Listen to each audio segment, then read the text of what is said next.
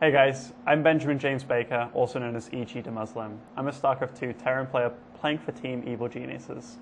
So, I'm basically here to help you guys out with certain matchups and give you coaching advice and replay advice completely for free. So go check us out on evilgeniuses.net. So this matchup in particular, and this replay I'm going to be talking about, gives a lot of Terrans trouble. This is Terran against Zerg, so I'll whip right on into the replay and help you guys out. So this is one of the new maps on ladder called Ohana. I'll get the replay started straight away and run it on 2x speed. So I am the blue Terran spawning in the southeast, and then I don't even know how to say his name, but we'll call him Craw, spawning as the red Zerg in the northwest. So initially I just want to talk about mineral stacking. You just saw that little SCV kind of spasm out there. That's completely normal. There are 3 mineral patches here that are much closer to your command center than the other mineral patches. If you stack SCVs on these mineral patches, you will actually get more minerals. And while it isn't a huge deal, getting 15 to 20 more minerals faster than your opponent, that means that your barracks will be up roughly a couple of seconds faster than his barracks if this was a mirror. It makes the world of difference. And I mean, if you're one of these guys that likes to spam around and you feel like you have nothing to do, well, I just gave you something to do. Stack those SCVs, boys.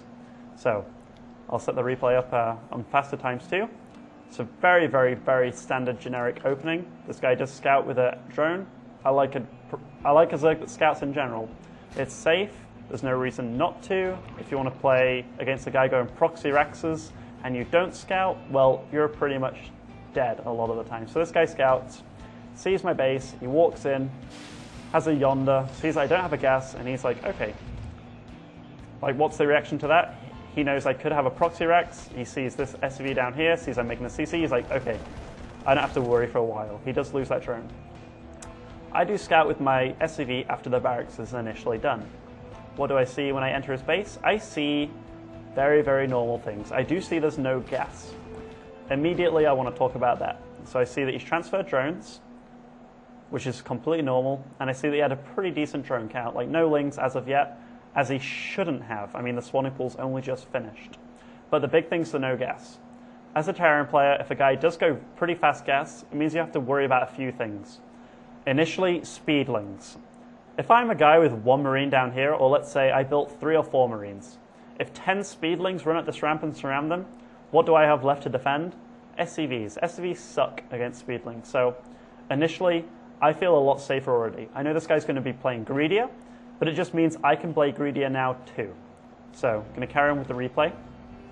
If it was a speedling opening, I'd immediately make a bunker and a wall, like faster than I usually would. But because I don't have to worry about that, I put up my gases straight away. I delayed these Marines being made. And look how fast my factory is. This factory is being made around the 4:35 minute mark, despite going for one of the fastest expands available, purely because I skipped a few corners to get these gases up relatively quickly. So, this SCV does live. These 3 Marines are now confident enough to move out on the map. Why? Because he didn't have a gas. I don't know when he's going to make a gas, but you have to. You just have to in this matchup. Like, in every matchup, you need gas, pretty much. So, I know I'm allowed to move out on the map. I have pretty good vision. I know nothing's attacking me anytime soon. No roaches coming at me at any point. And I mean, I'm making Hellions. This is the next step in the build. So I'm going to put it on faster speed just to talk very easily for you guys. So if we look at the production tab, 3 extractors for him have been put up at exactly the same time. This means that his gas income is going to significantly rise, and I have no idea this is going on. Hellions are designed to scout the map and to put pressure on your opponent. They are not a I'm going to kill you unit. They are a harass unit. They're very good against light units, but they're not good in downright engagements. So, what am I doing behind this? Behind these Hellions for scouting? I'm getting Cloak with a Banshee. I'm also just making sure that I've got a Warlin. Warlins are very important against counterattacks. I'm scouting for this 3rd. There is no 3rd. And the reason I scouted for that 3rd so early is because he had no gas early on. So it's a 7-minute mark. Zergs have been known to get a 3rd as early as the 6-minute or even 5-minute mark if they're playing exceptionally greedy. Obviously, most of the time it does get punished by builds like what I'm doing, but you might as well scout anyway. So, in my base, still producing Hellions, making this wall, pretty darn safe, not supply blocked. Harvester-wise, I'm roughly 12 behind, or I am exactly 12 behind. But as you can see, mineral-wise and gas-wise, that's not too big of a deal. I'll carry on the replay. So another mule being dropped. I'll actually overtake him in mineral count pretty easily. I do run up this ramp. I do see that Spinecrawler did hit me in a queen. That means I'm not going to go up there efficiently anytime soon. So income-wise, everything's good. Got 4 Hellions on the map. I've even got 2 more Hellions building. 4 and 6 are magic numbers. 4 is a number that 20 lings don't really want to deal with. 6 is a number that any amount of lings doesn't really want to deal with. So 6 is a really, really good number to aim for. Just means lings themselves are not very good. So here I'm stocking up Banshees. So my first Banshee's out, my second Banshee will be out in roughly 45 seconds. And look, I know I've got map control, I see you've got a Spinecrawler, and I know he hasn't got a third going up. What do? I take advantage of this position I'm in. I start putting up my third command center. I also start putting down double engineering bay. And how many production facilities do I have? 3, and we're 8 minutes into the game. This is how safe I feel. Why feel any danger? I've not seen anything. Let's see what I see.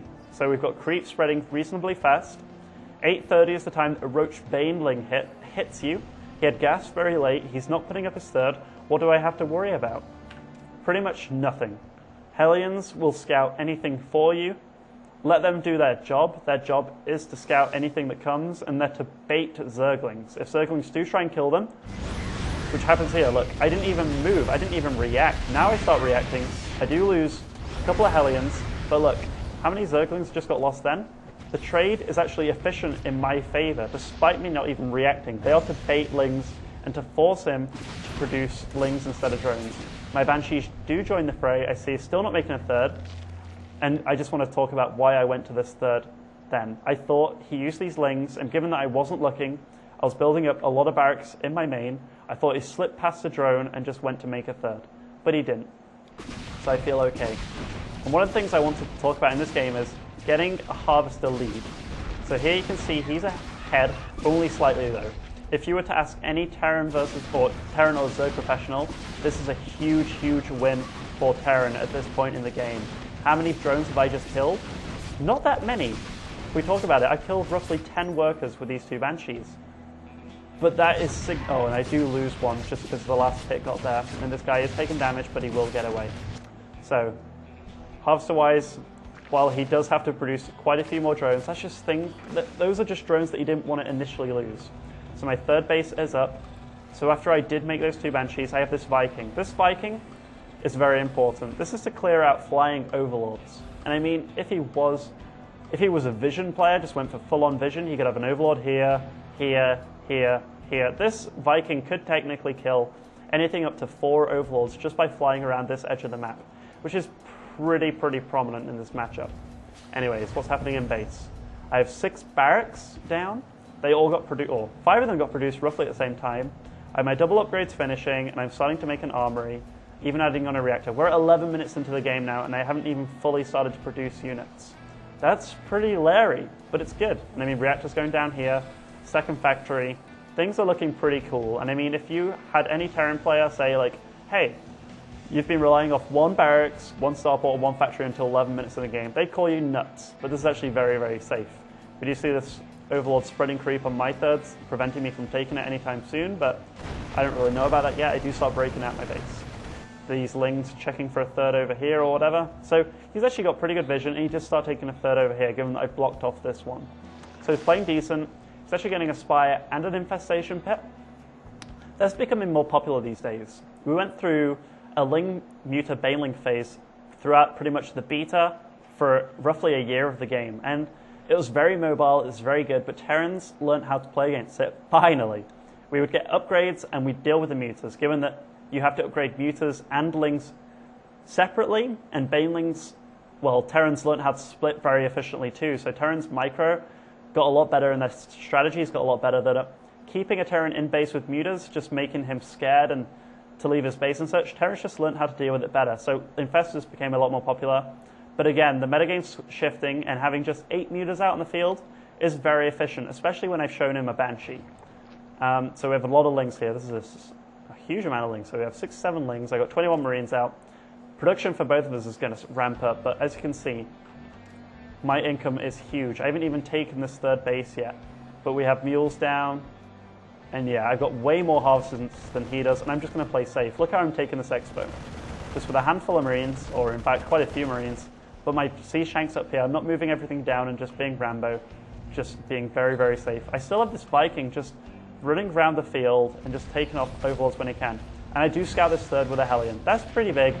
I've seen his third now. I know it's not fully saturated, and I feel comfortable. My third's going to be down and fully saturated way before his is.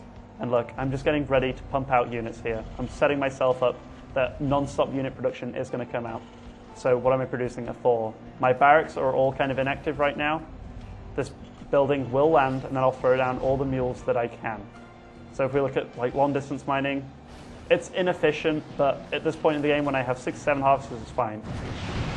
Oh, I just want to point out, given that I didn't see an infester for the longest period of time, I just threw up a couple of turrets anyway. Why not? I mean, they do help if mutas do come at you. And we do see here he is trying to pick off a reactor, and he will get it.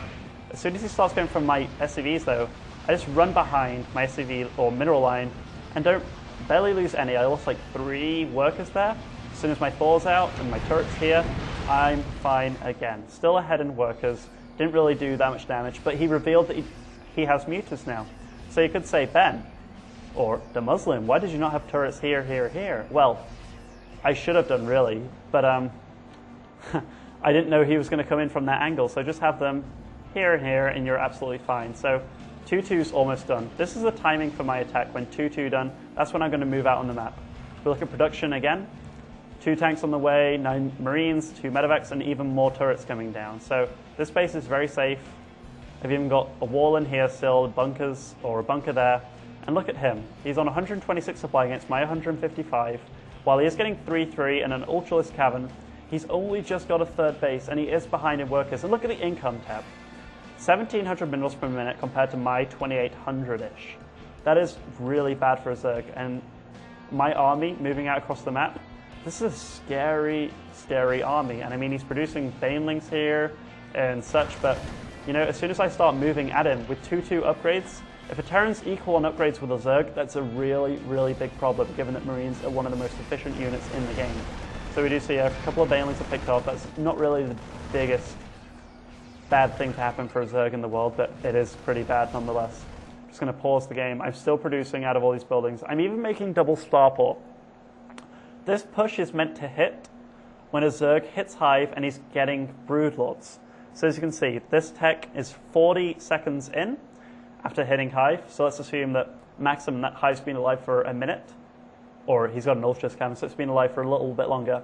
But now's the time when I kill the third, and then I start getting Vikings out ready for the Broodlord switch.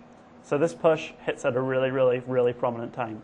Anyways, he is getting ready for a flank, and we do see here that his army is actually a pretty decent one. And look, I'll put it in normal speed for now. So he's attacking from a few different angles. I'm attacking absolutely everything, including his third. I am splitting away from these Banelings. These Banelings are not really connecting.